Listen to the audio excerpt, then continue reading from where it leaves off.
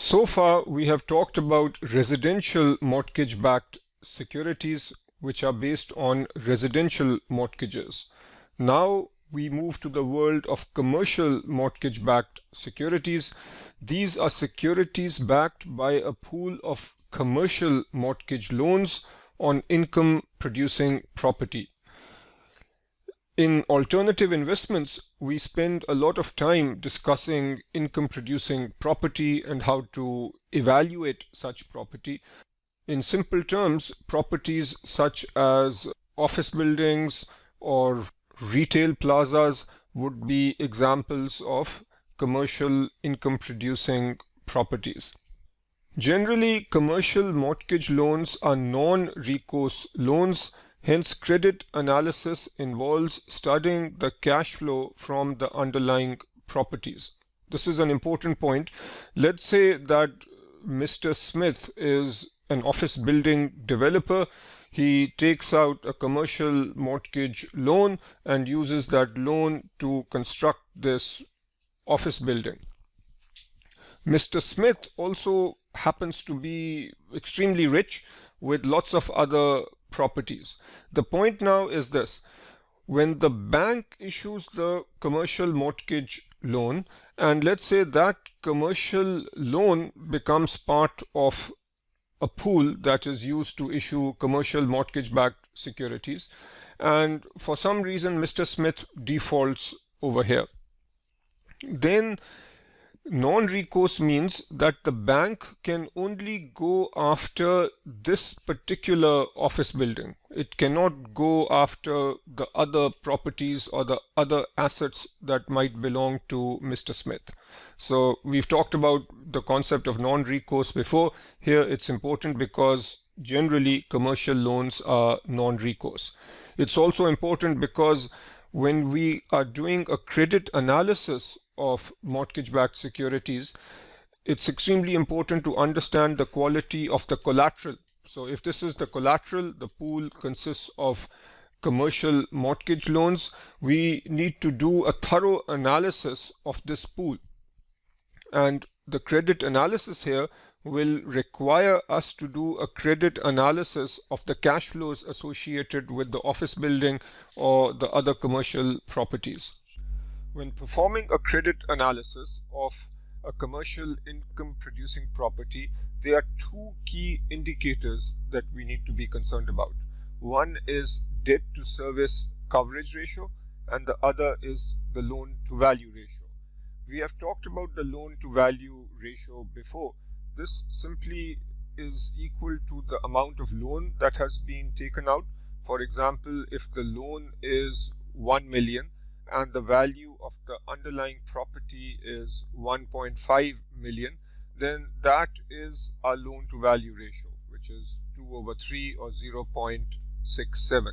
Obviously, if the loan to value ratio is high, that means that the credit risk is relatively high. A low loan to value ratio would be safer. The other important ratio is the debt to service coverage ratio, and this basically is the net operating income divided by the debt service amount for every year. Obviously, the numerator and denominator both represent cash flows of sorts, and they need to be for a particular period. So we can say this is the net operating income for a given year divided by the debt service, which is the total payments that need to be made in a given year, both interest and principal payments. Now, how can you remember this ratio? From FRA, I'm sure you remember the basic formula for interest coverage. Interest coverage is operating income divided by the interest expense. Notice the parallel over here. Instead of taking operating income, we are taking net operating income, and in alternative investments we learn how to calculate the net operating income for a commercial property. But here you just need to remember that we are taking the net operating income. In the interest coverage formula, we are simply dividing by interest expense. Here we need to be concerned with the total amount of payment that is being made, since the underlying loans are really mortgages. They are amortizing loans, so interest payments and principal payments are being made. We need to consider the total payment. Here it is easy to see that we'll be more comfortable with a relatively high net operating income compared to debt service. A benchmark number would be 1. A ratio of 1 means that the net operating income covers the debt service. Anything greater than 1 will make us feel relatively safer. So a high debt service coverage ratio means that the credit risk is low. Higher the better. Something before 1 would be a cause for concern, because that would imply that the net operating income is not enough to cover the debt service cost. A credit rating agency determines the level of credit enhancement necessary to achieve a desired credit rating. For example, if specific debt service coverage and loan to value ratios are needed and those ratios cannot be met at the loan level, subordination is used to achieve the desired rating. This point is fairly straightforward. Let's say that we come up with the debt service coverage ratio and the loan to value ratio, and based on these ratios the credit risk is relatively high. Let's say that this might correspond to a credit rating of B, but for some reason the entity that is issuing these securities wants a higher credit rating. So how can that be done?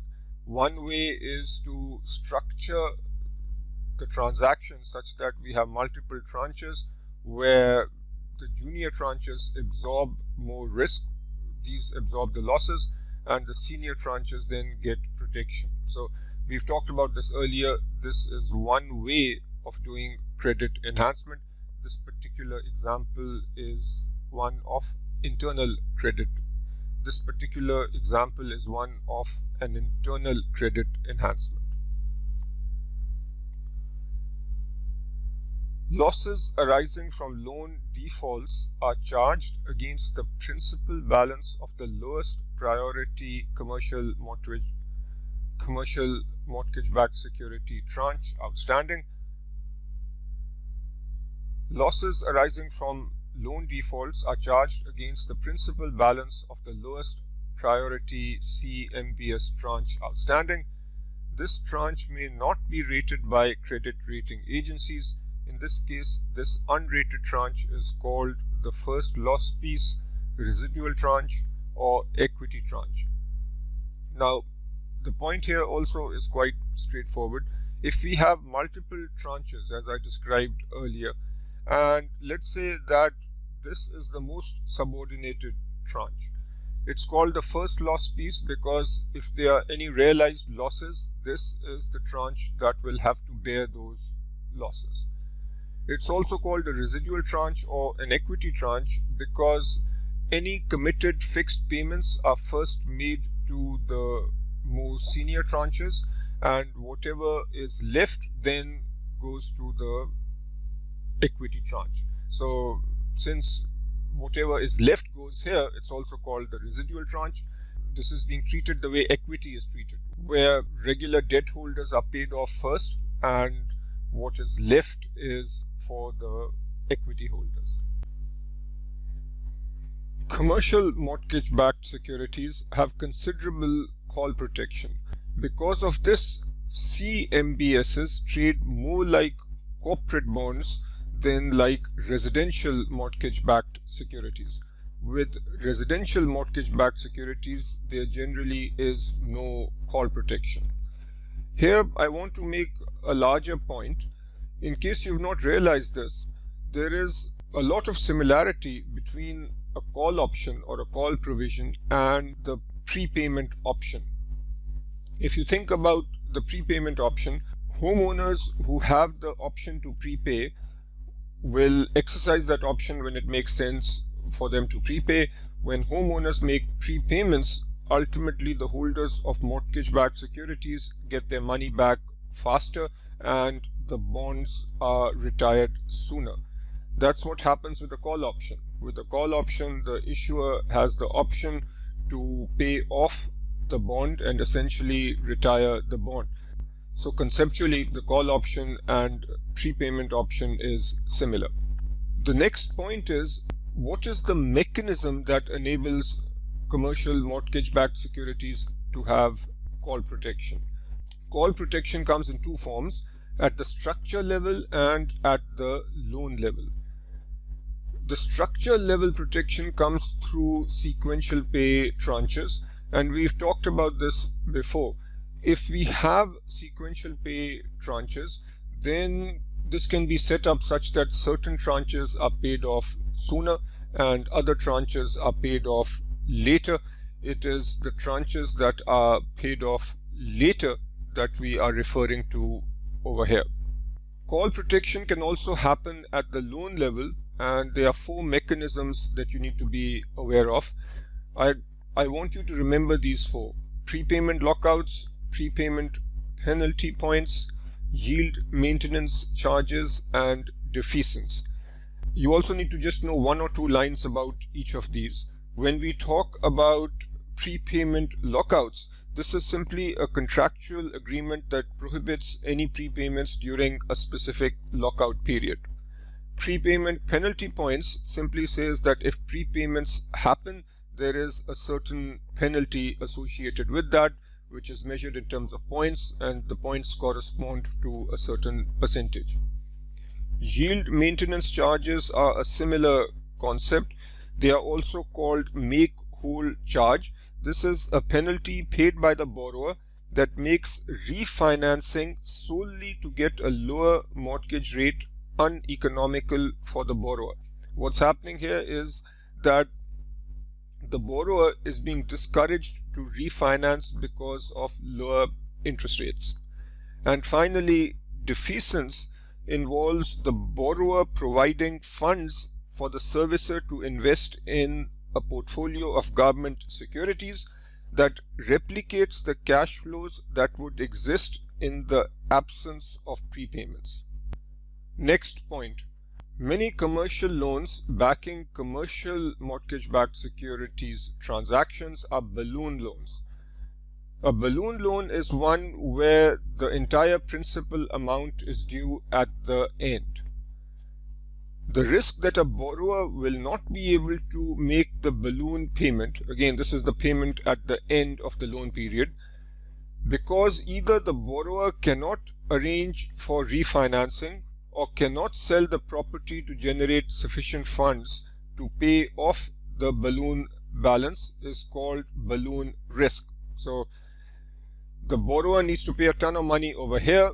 The risk obviously is that the borrower might not be able to generate that money, in which case the borrower will have to pay back later.